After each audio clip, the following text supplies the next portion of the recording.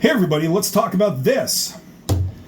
Most microphone diaphragms are measured in millimeters. This is measured in inches, which raises a really important question. What happens when you have a microphone with an 8-inch diaphragm?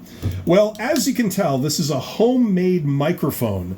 I call it a speaker mic, and it's pretty simple. All it is an 8-inch full range speaker driver that's 7 watts power handling, if that matters, and it's connected with this band to a wooden block with an XLR connector, a transformer on the inside, and a stand adapter that fits a standard microphone stand, so you can stand this up and use it wherever you want.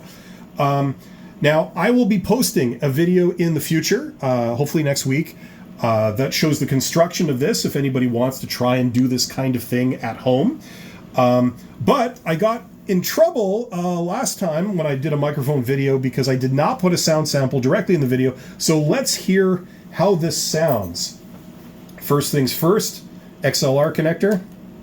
Oh, that's satisfying.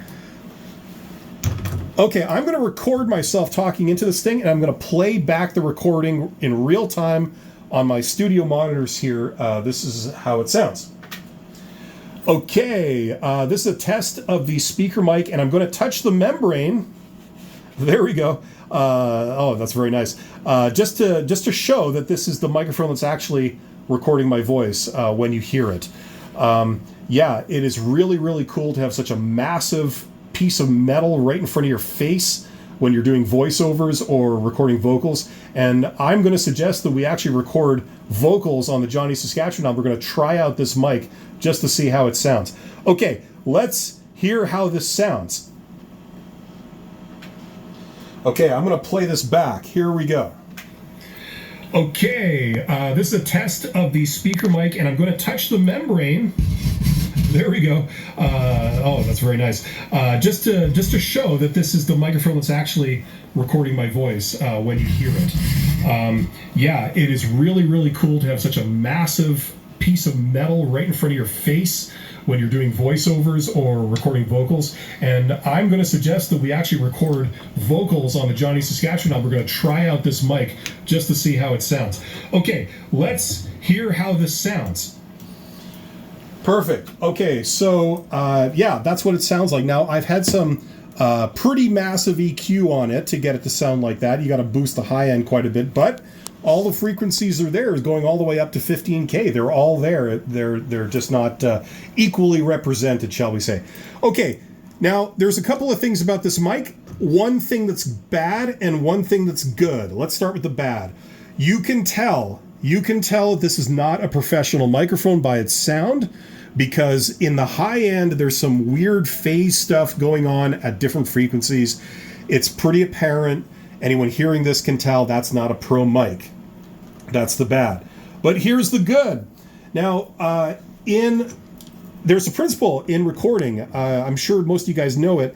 It's in a recording studio. Engineers have found for the past several decades that in order to get a good representation of a sound source, like an instrument, they found that it sounds really cool if you record it not with one microphone, but with multiple microphones at various positions, often at various distances.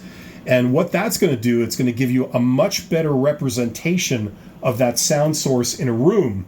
Now, this applies to guitars, it applies to drums, it applies to voice, it applies to symphonies, right? Now, this isn't quite the same idea, but it's very similar to it. Because you've got such a massive diaphragm here that's capturing the sound over such a great area, when I go up to this thing and I talk into it, it's really cool because it's capturing my voice directly on axis at the same time that it's capturing my voice 45 degrees off axis. That's really cool. And when you listen back, you can tell my voice sounds really full, really complete. It doesn't sound paper thin. It doesn't sound, like distorted or unrealistic in any way. And I'm not talking about the frequency spectrum. I'm talking about the information this thing is capturing. So I consider this thing a experiment that succeeded. And going forward, I'm going to be using this microphone just for the sheer hell of it in the Johnny Saskatchewan guitar sessions that are continuing shortly. We're probably not going to use this in the final mix or anything, but we're going to see what it sounds like on guitar, as well as we're going to do the same thing with the carbon mics too. So stick around on this channel for that. Thanks for listening. You guys are awesome. I'll see you on the next video. Take care.